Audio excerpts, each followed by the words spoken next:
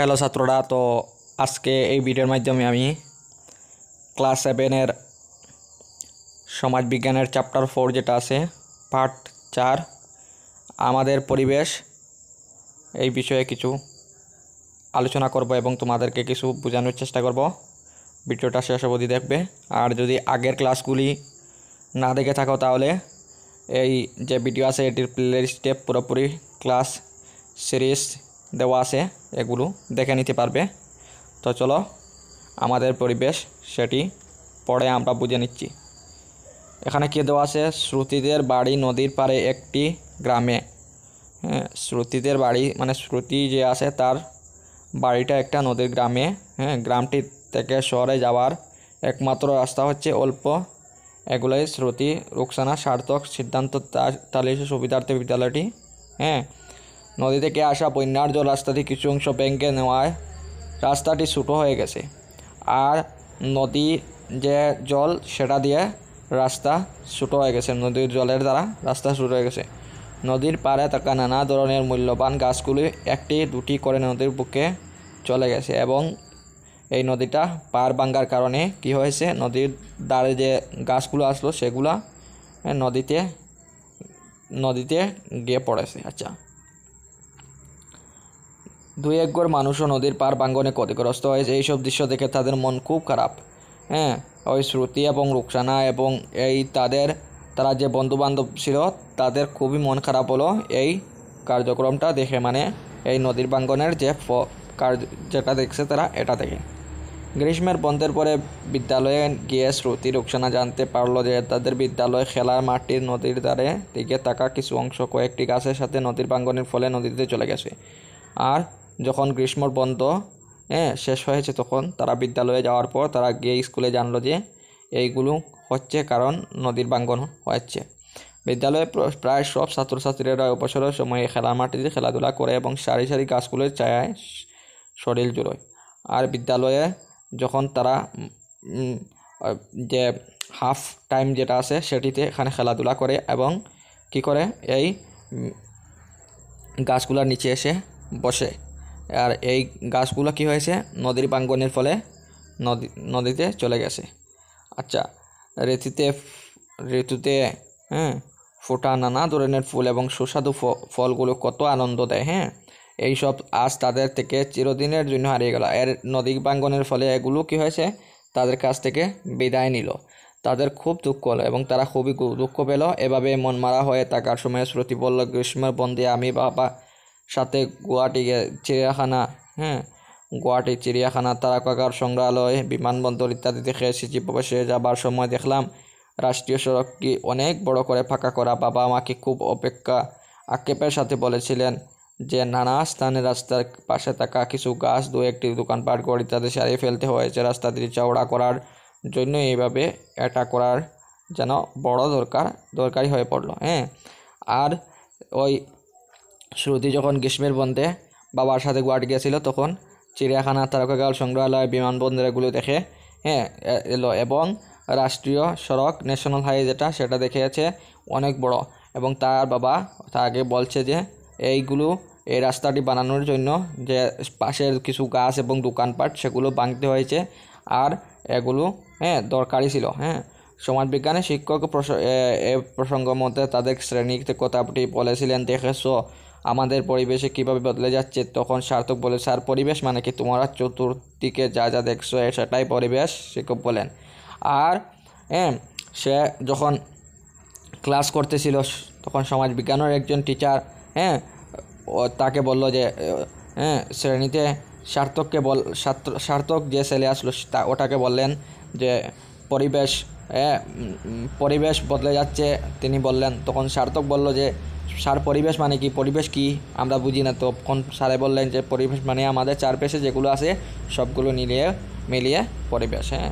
সার্থক গল্প ভেবে বললে তার মানে স্যার আমি যে দেখছি আমাদের শ্রেণীকক্ষে থাকা চেয়ার, টেবিল, ডেস্ক, বেঞ্চ, মেজে, ব্ল্যাকবোর্ড, বই খাতা, বিদ্যালয়ে ঘর দুয়ার, রাস্তাঘাট, বাগান, খেলার মাঠ ইত্যাদি সবই পরিবেশ নাকি? সার্থকের তার উত্তর সুমেধা বলল, আমি গাছপালা, জীবজন্তু, নদ নদী, হাট বাজার, কল কারখানা, নলনালা ইত্যাদিও দেখি। সে বলছে যে এই ডেস্ক বেঞ্চ এবং ব্ল্যাকবোর্ড বই খাতা এগুলোর ব্যাপারে কিন্তু সুমেধা বলছে যে আমি গাছপালা জীবজন্তু এগুলো সম্বন্ধে এগুলো পরিবেশে আমি দেখি। সেগুলি তাহলে পরিবেশ নাকি স্যার? তখন এই সুমেধা এই বলল, স্যারকে জিজ্ঞাসা করলো যে স্যার এগুলো কি পরিবেশ? শিক্ষক বললেন তোমরা ঠিকই বুঝেছো। এবং স্যার বললেন হ্যাঁ তোমরা ঠিক ঠিক বলতেছো। পরিবেশ মানেই হচ্ছে এই নদ নদী, খাল বিল এগুলো সব নিয়ে বাজার হাট এগুলোই হচ্ছে আসলে পরিবেশ। আচ্ছা, এই সব মিলেই আমাদের পরিবেশের সৃষ্টি হয়েছে। আর এই সব মিলে আমাদের কি সৃষ্টি হয়েছে? একটি পরিবেশ। আমরা চোখে দেখতে না পারলেও বায়ু বা অন্যান্য অনুজীব গ্যাসীয় পদার্থ ইত্যাদি আমাদের পরিবেশের অঙ্গ। আমরা যদিও খালি চোখে যে অনুজীবগুলো দেখা যায় না বা গ্যাসীয় পদার্থ কার্বন ডাইঅক্সাইড এরপরে অক্সিজেন যেগুলো আমরা দেখতে পারি না, সেগুলিও আসলে আমাদের পরিবেশের একটি অঙ্গ। আমাদের চাতুর্দিকে আমাদের বেষ্টন করে রাখা সব উপাদান মিলে যে একটি অবস্থা সৃষ্টি হয়েছে সেটাই পরিবেশ। আমাদের চতুর্দিকে অর্থাৎ আমি যেখানে আছি বা তুমি যেখানে আসো সেখানের চারিদিকে যে বিভিন্ন জিনিস দিয়ে তোমাকে বেষ্টন করে আসে, এটা সব মিলিয়ে আমরা পরিবেশ বলি। রৌদ্র, বাতাস, বৃষ্টিপাত, নদী, উপনদী, এরপরে ঝর্ণা, গাছপালা, জীবজন্তু, পাখি, মানুষ, ঘরবাড়ি, ছোটো রাস্তাঘাট, গ্রাম, শহর ইত্যাদি, সব কিছু মিলিয়ে কি হচ্ছে? পরিবেশের এক একটি উপাদান। এইসব মিলে এক একটি অবস্থা বা বাতাবরণের সৃষ্টি হয়। এগুলো এক একটি মিলে কি হয়? একটি অবস্থার বা বাতাবরণ এগুলো দিয়ে সৃষ্টি হয়। এই পরিবেশ নানা কারণে বদলে গিয়ে আরও একটি পরিবেশ সৃষ্টি হতে পারে, সেগুলো মানুষ বা প্রাকৃতিক উপায়ে এই পরিবর্তন ঘটায়। আর এগুলো যদি পরিবর্তন হয়, পরিবেশের পরিবর্তন আমরা বলি। আর এগুলো পরিবর্তন হলে মানুষের কি হয়? কোনোভাবে মানুষের লাভ হবে, কোনো দিকে মানুষের লস হতে পারে। আচ্ছা, উপরের কথাগুলো থেকে তোমরা পরিবেশ মানে কী তা বুঝতে পেরেছো। এই পরিবেশ দু ধরনের, একটি হচ্ছে মানবসৃষ্ট পরিবেশ আর একটি হচ্ছে প্রাকৃতিক পরিবেশ। একটা আছে মানুষের দ্বারা তৈরি করা পরিবেশ, আর একটি হচ্ছে প্রকৃতির দ্বারা তৈরি করা পরিবেশ। এখানে যেখানে প্রথমে কী দেওয়া আছে? প্রাকৃতিক পরিবেশ দেওয়া। আমাদের চারিদিকে প্রকৃতি সৃষ্ট প্রাকৃতিক থাকা পাহাড়, পর্বত, নদ নদী, রৌদ্র, বাতাস, মাটি, উদ্ভিদ এগুলো স্বাভাবিক সৃষ্টি হয়েছে। তাই প্রাকৃতিক মানে এগুলো মানুষের দ্বারা তৈরি করা না। যেগুলো পাহাড়, পর্বত, নদ নদী, সাগর সেগুলো প্রথমে থেকেই ছিল, এই জন্য এগুলোকে প্রাকৃতিক পরিবেশ বলা। অন্যদিকে মানুষের নিজের সুবিধা মতো প্রকৃতির বুক থেকে নানা ধরনের সরঞ্জাম বা সামগ্রী সংগ্রহ করে নিজের প্রয়োজনে পূরণ করে নিজের প্রয়োজন সব জিনিস সৃষ্টি করার প্রাকৃতিক এগুলো কি পরিবেশে বলে পরিশোধন করে। আর এইসব এটা একে অপরের সঙ্গে জড়িত। আর এইসব পরিবেশকে আমরা মানবসৃষ্ট পরিবেশ বলি। এখানে দেখতে পারবে তোমরা মানবসৃষ্ট পরিবেশ এবং কয়েকটি উদাহরণ দেওয়া আছে। প্রাকৃতিক পরিবেশ দেখো, জলমণ্ডল মানে জল, এখানে বায়ুমণ্ডল, বাতাস, মাটি, এরপরে কি আছে? স্থলমণ্ডল, জৈবিক জীবমণ্ডল, জীব আছে। মানবসৃষ্ট যেগুলো আছে এগুলোর মধ্যে কী দেওয়া আছে?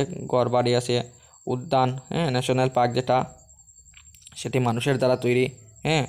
এরপরে কি আছে? সেতু, ব্রিজ, ওভারব্রিজ যেগুলো, এরপরে কলকারখানা, ধর্মীয় অনুষ্ঠান এগুলো মানুষের দ্বারা তৈরি একটি কি? মানুষের তৈরি। আর দুইটির সাথে দুইটি একে অপরের সঙ্গে জড়িত। এটি না হলে প্রাকৃতিক না হলে মানবসৃষ্ট হবে না। আবার মানবসৃষ্ট প্রাকৃতিক যেগুলো আছে এগুলো ছাড়া আবার মানবসৃষ্ট পরিবেশ আমরা তৈরি করতে পারবো না। আচ্ছা, এরপরে কি আছে?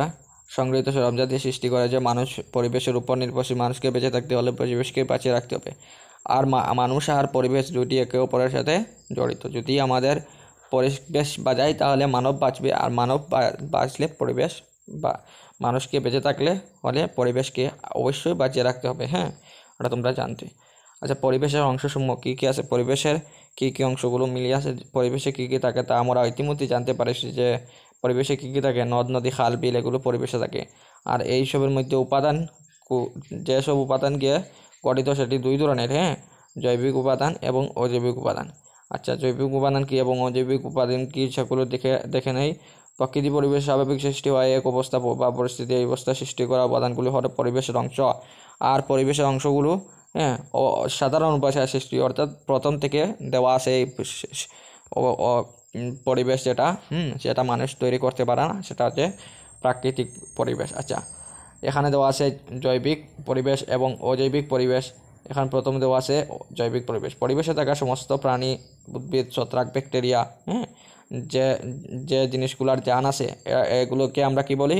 জৈবিক পরিবেশ। এগুলি জীবমণ্ডলে পাওয়া যায়, যেমন স্থলমণ্ডল, জলমণ্ডল, বায়ুমণ্ডল, প্রাণীজগৎ, উদ্ভিদ ইত্যাদি হলো জীবমণ্ডল। হ্যাঁ, জীবমণ্ডল। আচ্ছা, এই বিস্তৃত সাগরটা উপর থেকে আরম্ভ করে ভূপৃষ্ঠ উপরে বায়ুমণ্ডলে একটা সীমা পর্যন্ত 24,000 কিলোমিটার জোড়া। এই স্তরে প্রকাণ্ড জন্তু, উদ্ভিদ, অন্যান্য প্রাণী, এরপরে ক্ষুদ্র অণুজীব, ব্যাকটেরিয়া ইত্যাদি সবই থাকে। অর্থাৎ জলভাগ, স্থলভাগ, বায়ুমণ্ডল সব জৈবিক উপাদানের দ্বারা, জৈবিক অংশ দিয়ে গঠিত।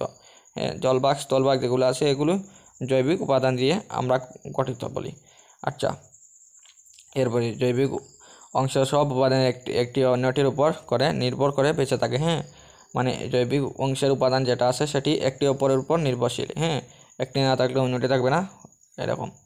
সবুজ উদ্ভিদ সৌরশক্তি, সূর্যের তাপ বা আলো এর সাহায্যে বেঁচে থাকে। আচ্ছা, সবুজ উদ্ভিদ যেগুলো আছে, গাছপালা, সেগুলো সৌরশক্তি বা রৌদ্র থেকে কি করে খানি বানিয়ে সে নিজে বেঁচে থাকে। তৃণভোজী প্রাণী উদ্ভিদকে খাদ্য হিসেবে গ্রহণ করে, আর তৃণভোজী বা যেগুলো ঘাস খায় সেগুলো এই সৌরশক্তি থেকে বেড়ে ওঠা, হ্যাঁ, যেগুলো গাছ আছে সেগুলোকে তৃণভোজী খায়।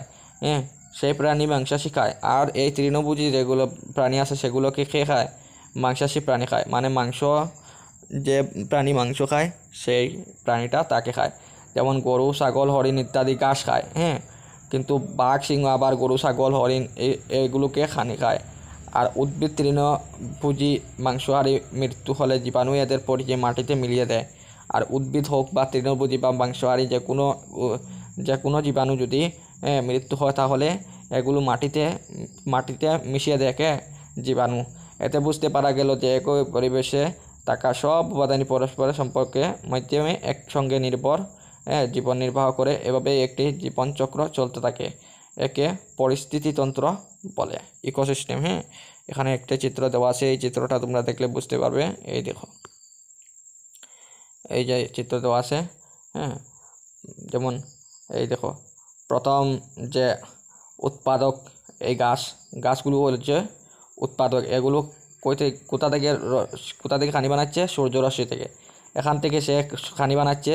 এরপরে এই যে ছোটো ছোটো কীট পতঙ্গ যেটা এগুলো এই গাছগুলো খেয়ে বড় হচ্ছে, আর এই কীট পতঙ্গগুলোকে খেয়ে খাচ্ছে এই ব্যাঙ খাচ্ছে এই সাপ। কিন্তু সাপকে আবার কে খাচ্ছে? চিল খাচ্ছে। হ্যাঁ, আবার চিল যখন মরে যায় তখন কি হয়? এই মাটিতে মিশে যায়। মাটিতে মিশায় কে? হ্যাঁ, ছোটো যে ব্যাকটেরিয়া যেগুলো আছে সেগুলো ওদেরকে পুরোপুরি মাটিতে মিশিয়ে দেয়। তাহলে আমাদের এটি পুরোপুরি একটি সিস্টেম, সাইকেল, যেটাকে আমরা কি বলি? ইকোসিস্টেম। আচ্ছা, কোনো একটি নির্দিষ্ট পরিবেশে থাকা সব জীবই এর সঙ্গে থাকা কারোর সাহায্য বেঁচে থাকে। হ্যাঁ, আচ্ছা, নির্দিষ্ট একটা পরিবেশে যদি একটি জীব থাকে তাহলে তার সাথে অন্য একটি সাহায্য লাগে। হ্যাঁ, একটি না হলে অন্যটি বাঁচতে পারে না। হ্যাঁ, একটি জীব যদি অন্য একটা জীব না থাকে তাহলে সে বাঁচতে পারবে না। এই প্রক্রিয়াতে সবুজ ঘাসকে উৎপাদক, সবুজ ঘাস কি? এটি হচ্ছে উৎপাদক। আর তৃণভোজী প্রাণীকে প্রথম উপভোক্তা হচ্ছে তৃণভোজী। সে প্রথমে ঘাসগুলো খাচ্ছে। এরপর মাংসাশী হচ্ছে দ্বিতীয় উপভোক্তা, কারণ সে কি খাচ্ছে? ওই তৃণভোজী যে ঘাস খাচ্ছে তাকে খাচ্ছে। আচ্ছা, তাকে দ্বিতীয় উপভোক্তা বলা হয়। উৎপাদক এবং উপভোক্তার মৃত্যু হলে সেসব জীবাণু তাদের পচন ঘটায়, সেগুলোকে আমরা বিয়োজক বলি। হ্যাঁ, আর উৎপাদক এবং উপভোক্তা প্রথম এবং দ্বিতীয় উপভোক্তা যদি মরে যায় তখন তাকে মাটিতে যে পচিয়ে মিলিয়ে সাহায্য করতে এগুলোকে আমরা কি বলি? বিয়োজক। মানুষ উদ্ভিদ এবং মাংস দুটোই গ্রহণ করে তাকে মানুষকে আমরা কি বলি? সর্বভোজী বলি। হ্যাঁ, মানুষকে আমরা কি বলি? সর্বভোজী। মানে মানুষ উদ্ভিদও খেতে পারে এবং মাংস খেতে পারে, এজন্য আমরা সর্বভোজী বলি। আচ্ছা, এরপরে দেখে নেব অজৈবিক অংশ যেগুলো আছে সেগুলি বায়ুমণ্ডল, মাটি, জল, স্থলমণ্ডল, পরিবেশের অজৈবিক অংশ, যেগুলো হচ্ছে কোনো তাদের জান নেই। হ্যাঁ, এক কথায় পৃথিবীতে আবৃত করে রাখা বায়ুর হালকা আবরণটি হলো বায়ুমণ্ডল। পৃথিবীকে আবরণ করে রাখছে কোন লেয়ার?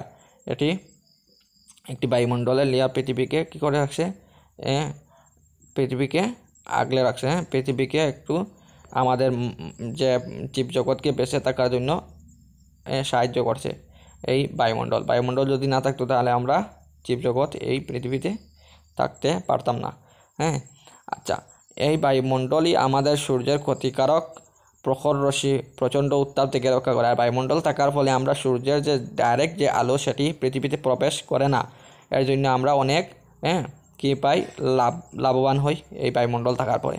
বায়ুমণ্ডল না হলে সূর্যরশ্মি বাধাহীন আমাদের উপর পড়তো নয়, কি যদি বায়ুমণ্ডল না থাকতো তাহলে আমাদের উপরে ডাইরেক্ট সূর্যরশ্মিটা পড়তো, হ্যাঁ, অবশ্যই পড়তো।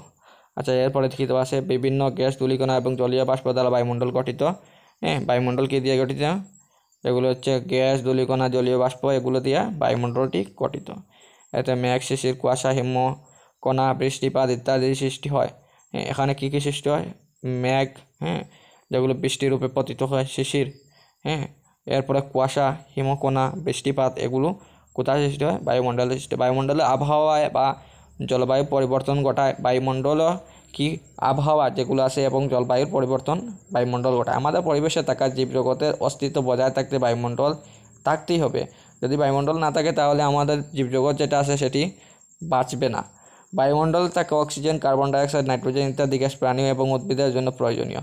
হ্যাঁ, বায়ুমণ্ডলে যে গ্যাসগুলি আছে, কার্বন ডাইঅক্সাইড বা অক্সিজেন, সেগুলি আমাদের জন্য খুবই প্রয়োজনীয়। কারণ আমরা জানি যে কার্বন ডাইঅক্সাইড উদ্ভিদ তার খানি যখন তৈরি করে তখন তার এটি প্রয়োজন, এবং অক্সিজেন এটি আমরা শ্বাস প্রশ্বাস নেই, মানব প্রাণী জগৎরা শ্বাস প্রশ্বাস নেই।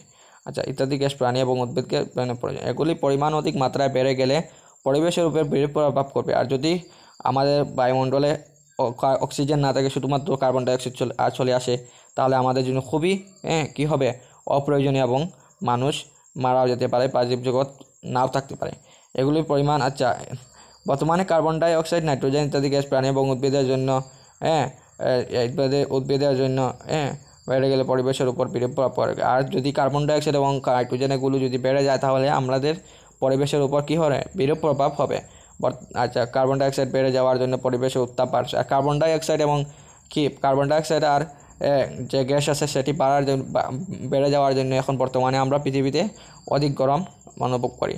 সেজন্য পরিবেশ বিনষ্ট হওয়ার উপক্রম হয়েছে। আর এই জন্য আমাদের পরিবেশটা একটু একটু হয়ে বিনষ্ট হচ্ছে। বায়ুমণ্ডলের চাপে এবং তাপের বিভিন্নতা অনুযায়ী উদ্ভিদ এবং প্রাণী বা পরিবেশের সাথে খাপ খাইয়ে চলতে হয়। আর বায়ুমণ্ডলের যে চাপ বা তাপ আছে সেগুলোর উপর আমাদের জীবজগৎ যেটা আছে সেটিকে খাপ খাইয়ে চলতে হয়। উদাহরণস্বরূপ মৌসুমী জলবায়ু অন্তর্গত হওয়ার জন্য অসমে চিরসবুজ অরণ্য দেখা যায়। মৌসুমী জলবায়ুর অন্তর্গত আমাদের আসাম, সেই জন্য এখানে চিরসবুজ, সবুজ উদ্ভিদ অরণ্য যেগুলো দেখতে পাওয়া যায়। দিং পাটকাই, বর্ষারণ্য, সোনাই, রূপাই, সংরক্ষিত বনাঞ্চল ইত্যাদি ধরনের অরণ্য, ঘন ঘাস বন, উঁচু গাছ এবং আকিডের জন্য উপযুক্ত পরিবেশ এখানে আছে। সেই জন্য নানা ধরনের জীবজন্তু বিচরণভূমি এইসব অরণ্য। অর্থাৎ জৈবিক উপাদানগুলোর উপর বায়ুমণ্ডলের প্রভাব যথেষ্ট, কিন্তু বর্তমানে বায়ু প্রদূষণের জন্য পরিবেশের উপর এর কুপ্রভাব পড়ছে। আর এই বর্তমানে যে জৈবিক উপাদান যেগুলো আছে এগুলো কিসের উপর নির্ভর করে? বায়ুমণ্ডলের উপর নির্ভর করে। বায়ুমণ্ডল যদি ভালো থাকে তাহলে কী হবে, ঘন ঘাস, উঁচু গাছ যেগুলো আছে সেগুলো থাকবে। আর এর জন্যই আমরা জৈবিক উপাদান যেমন বিভিন্ন ধরনের পাখি, হরিণ যেগুলো আছে, সব জৈবিক উপাদান যেগুলো আছে সেগুলো বায়ুমণ্ডলের উপর নির্ভর। আর যদি বায়ুমণ্ডল যদি কিছু খারাপ হয় বা বায়ুমণ্ডলের চেঞ্জ দেখা যায় তাহলে আমাদের এই জৈবিক উপাদানগুলোর কী হবে, একটি কুপ্রভাব এসে যাবে, সেটি বলছি। আচ্ছা, এখানে দেখে নেই, পৃথিবীর উপরিভাগে বেষ্টিত করে থাকা কঠিন খোলস আবরণগুলো হচ্ছে স্থলমণ্ডল। পৃথিবীর উপরিভাগে বেষ্টিত মানে পৃথিবীর উপরিভাগ, যে পৃথিবীর যে গোল, পৃথিবীর উপরিভাগ হচ্ছে এই যে পৃথিবীর উপরিভাগ, যেটা আমরা চামড়া হিসেবে পৃথিবীর চামড়া বললেও পারা যায়, সেটা কি হচ্ছে, সেটা হচ্ছে স্থলমণ্ডল। এই আবরণটি বিভিন্ন শিলা এবং খনিজের দ্বারা গঠিত। এই আবরণটা কী দিয়ে গঠিত? শিলা এবং কয়েকটি শিলা বা পাথর, এগুলো দিয়ে, বিভিন্ন ধরনের পাথর এবং খনিজ পদার্থ যেগুলো আছে সেগুলো দিয়ে গঠিত। উপরের স্তরটি মাটিতে আবৃত, আর উপরের স্তরটি কী দিয়ে আবৃত? সেটি হচ্ছে মাটিতে। পাহাড়, পর্বত, মালভূমি, সমভূমি, নদী, উপত্যকা ইত্যাদি পৃথিবীর উপরিভাগে আসে। এগুলো কি পৃথিবীর উপরিভাগে আছে? পাহাড়, পর্বত এগুলো পৃথিবীর উপরিভাগে, পৃথিবীর উপরে। মানুষের বসবাস, কৃষিকাজের জন্য মাটির দরকার, আর উদ্ভিদ ইত্যাদি বেঁচে থাকতে হলে মাটির দরকার। উদ্ভিদ বাঁচার জন্য কী দরকার? মাটির দরকার। স্থলভাগই আমাদের খনিজ সম্পদের যোগান দেয়, আর স্থলভাগ কী দেয়? আমাদের খনিজ সম্পদ যেগুলো আছে সেগুলোর যোগান দেয়। পরিবেশে থাকা জৈবিক উপাদানসমূহ স্থলভাগের উপর নির্ভরশীল, আর জৈবিক উপাদান যেগুলো আছে পরিবেশে সেগুলো কিসের উপর নির্ভরশীল?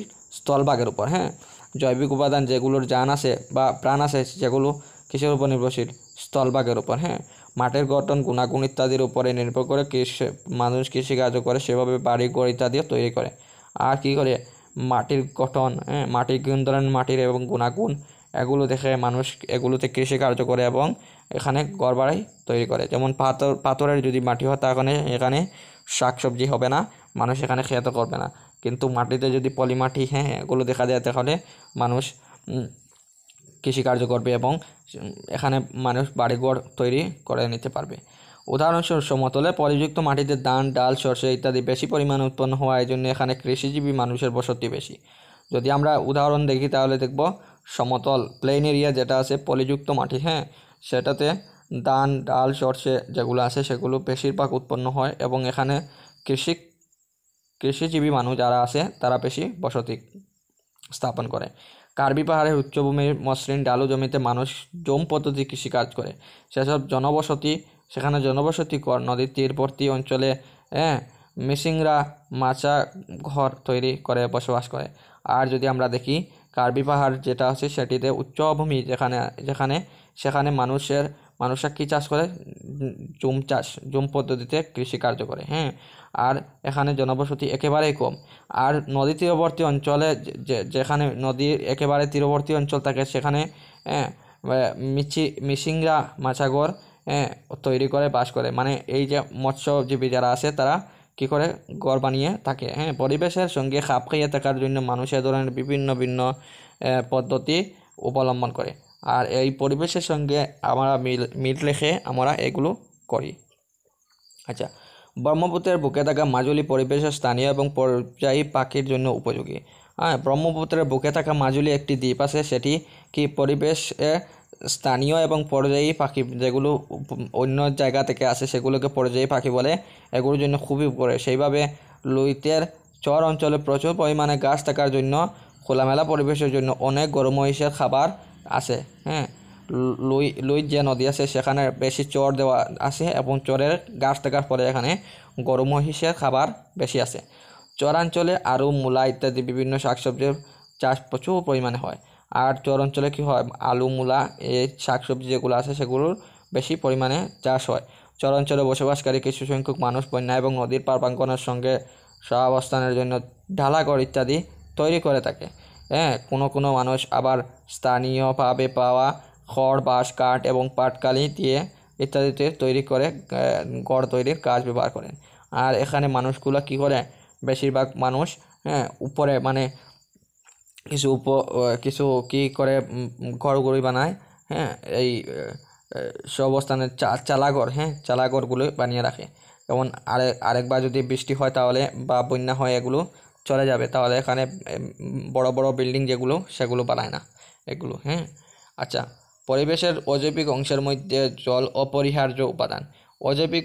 অজৈবিক যেগুলো আছে অজৈবিকের মধ্যে সবচেয়ে বড় উপাদান হচ্ছে জল। হ্যাঁ, নদী, হ্রদ, সাগর, ভূগর্ভের জল ইত্যাদির উৎসই হলো জলমণ্ডল। এই নদী, হ্রদ বা সাগর, ভূগর্ভ জল এইগুলি সবকে মিলিয়ে আমরা কি বলি? জলমণ্ডল। বেঁচে থাকার জন্য সকল জীবেরই জলের প্রয়োজন। আর বেঁচে থাকার জন্য জীবের কি প্রয়োজন? জলের প্রয়োজন। অসমের প্রধান নদী ব্রহ্মপুত্র ও বরাক এদের উপনদী, খাল, বিল, পুকুর ইত্যাদির জল এবং এই অঞ্চলের উদ্ভিদ এবং প্রাণীকে বাঁচিয়ে রাখেছে। এবং আমাদের যে ব্রহ্মপুত্র এবং বরাক এগুলো দিয়ে মানুষের কি হচ্ছে? হ্যাঁ, উদ্ভিদ বা প্রাণী যেগুলো আছে সেগুলোকে অনেকভাবে বাঁচিয়ে রেখেছে। হ্যাঁ, জলের প্রয়োজন ভিন্ন ভিন্ন জীবের জন্য ভিন্ন ভিন্ন হয়। হ্যাঁ, বিভিন্ন জীব যেগুলো আছে তার জন্য বিভিন্ন রকমের জল বিভিন্নভাবে লাগে। জলের পরিমাণ আপাত দৃষ্টিতে যথেষ্ট মনে হলে পৃথিবীর বহু স্থানে ব্যবহারযোগ্য জলের অভাব দেখা যায়। যদিও আমরা দেখি যে জলের পরিমাণ বেশি আছে, কিন্তু জল অনেক জায়গায় জলের অভাব বেশি দেখা যায়। জলসেচ, বিদ্যুৎ উৎপাদন, পানীয় জল, জলপথ, মাছ শিকার ইত্যাদি কাজে অসমের মানুষ নদীগুলোর জল ব্যবহার করে। আর আমাদের অসমের যে মানুষ সেগুলো জলসেচ, বিদ্যুৎ উৎপাদন এবং পান করার জল, সেগুলো জলপথ, মাছ শিকার যেগুলো সেই সবগুলির উপর কিসের উপর নির্ভরশীল? নদীর উপর নির্ভরশীল। মাছ, কচ্ছপ, শুক, হাঁস, পাখি ইত্যাদি জলাশয়গুলোতে দেখা যায়। জলাশয়ে কি দেখা যায়? মাছ আছে, কচ্ছপ আছে, কুশক, হাঁস, এগুলোকে আমরা কোথায় দেখি? জলাশয়ে দেখি। এরপরে এখানে দেওয়া আছে মানবসৃষ্ট পরিবেশ। আচ্ছা, এই মানবসৃষ্ট পরিবেশ মানুষের দ্বারা তৈরি সৃষ্ট যে পরিবেশ। পূর্বে উল্লেখিত করা হয়েছে যে মানুষের নিজের প্রয়োজন পূরণের জন্য বিভিন্ন উপায়ে নিজের পরিবেশে থাকা দ্রব্য সামগ্রী কাজে লাগিয়ে এ ধরনের কাজের ফলে পরিবেশের কিছু পরিবর্তন সাধিত হয়ে একটি নতুন পরিবেশ গড়ে ওঠে। এটাকে মানুষের নিজের সুবিধা মতো গড়ে তোলা পরিবেশে মানবসৃষ্ট পরিবেশ বলে। যেমন আমরা এই যদি একটি লাকড়ি এই বনাঞ্চলে লাকড়ি আছে, লাকড়িটা কেটে লাকড়ি কেটে কী করব? বিভিন্ন ধরনের লাকড়ি যেগুলো আছে সেগুলো কেটে আমাদের ঘর বাড়ি সেগুলো বানাবো। কিন্তু এই লাকড়ি যেগুলো আছে, লাকড়ি বা এই গাছগুলো আছে, গাছগুলো কেটে আমরা বানাবো।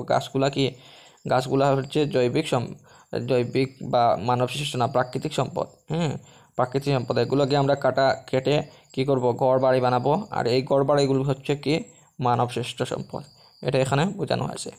আচ্ছা, এরপরে কি আছে? ভূগোল বিজ্ঞানের বিষয়বস্তু হিসাবে পরিবেশ। আচ্ছা, ভূগোল বিজ্ঞান যেটি আছে সেটির যদি আমরা পরিবেশ যদি এখানে পড়ি তাহলে আমরা কী কী দেখব? মানবসৃষ্ট পরিবেশের সম্পর্ক পরের পার্টে বিশদভাবে আলোচনা করা হয়েছে। আচ্ছা, এই মানবসৃষ্ট পরিবেশ যেটা আছে সেটা নিয়ে আমরা এর পরের চ্যাপ্টারে যেটা আছে সেটিতে ভালোভাবে দেখব। তোমরা নিশ্চয়ই লক্ষ্য করেছো যে এই পার্টে মুখ্যত মানুষ এবং পরিবেশের সম্পর্ক এবং পরিবেশের সাথে সম্পন্ন হওয়া ক্রিয়াকলাপের কথা আলোচনা করা হয়েছে। এসব কথার বিশদভাবে ভূগোল বিজ্ঞান বিষয়ে অধ্যয়ন করা হয়। আর এগুলো আমরা বেশিরভাগ কোন জায়গায় এইগুলা পড়ি? সেটি হচ্ছে ভূগোল বিজ্ঞান। ভূগোল বিজ্ঞানে আমরা এগুলো বেশিরভাগ পড়ে থাকি। আচ্ছা, ভূগোল বিজ্ঞানে সৌরজগৎ ও বিশ্ব ব্রহ্মাণ্ড কথা অধ্যয়ন করার সাথে সাথে পৃথিবীর সমগ্র সম্পদ এবং উপাদান মানব জাতির কল্যাণের জন্য কীভাবে ব্যবহার করা হয় সে সম্পর্কে গুরুত্ব সহকারে অধ্যয়ন করা হয়। এবং ভূগোল বিজ্ঞানে আরও কী পড়া হয়? যে মানুষের যে সৌরজগৎ আছে, সৌরজগতের সাথে যদি আমরা এই আরও বিভিন্ন জনের উপাদান সামগ্রী যেগুলো পৃথিবীতে পাওয়া যায় সেগুলোর গুরুত্ব এবং সেগুলো কী ধরনের কাজে আমরা লাগাতে পারি সেই বিষয়ে আমরা পড়তে পারি।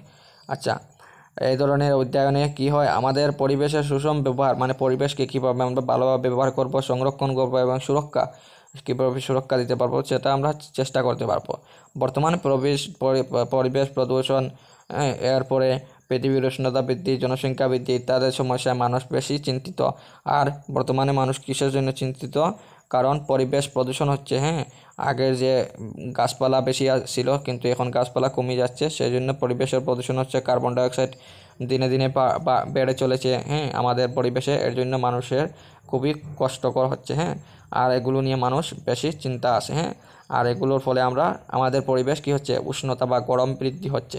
এসব কারণে এবং মানব সমাজের উপরে এর প্রভাব সম্পর্কে ভূগোল বিজ্ঞান অধ্যয়ন করা। আর এইসবের কারণ বা মানব সমাজে কী প্রভাব পড়বে এগুলো সম্বন্ধে আমরা ভূগোল বিজ্ঞানে অধ্যয়ন করি। সেই জন্য পরিবেশ অধ্যয়নকে ভূগোল বিজ্ঞানের মূল বিষয়বস্তু হিসাবে গণ্য করা হয়। আচ্ছা, এই জন্যই আমরা কি বলি যে ভূগোল বিজ্ঞান যেটা আছে সেটি হচ্ছে মূল বিষয়, পরিবেশের মূল বিষয় হচ্ছে ভূগোল বিজ্ঞান সেটি। আচ্ছা, এই চ্যাপ্টার থেকে কয়েকটি কোয়েশ্চেন আনসার সেগুলো তোমরা দেখে নেবে। তো ভিডিওটা এই পর্যন্ত, আশা করছি ভালো লাগবে।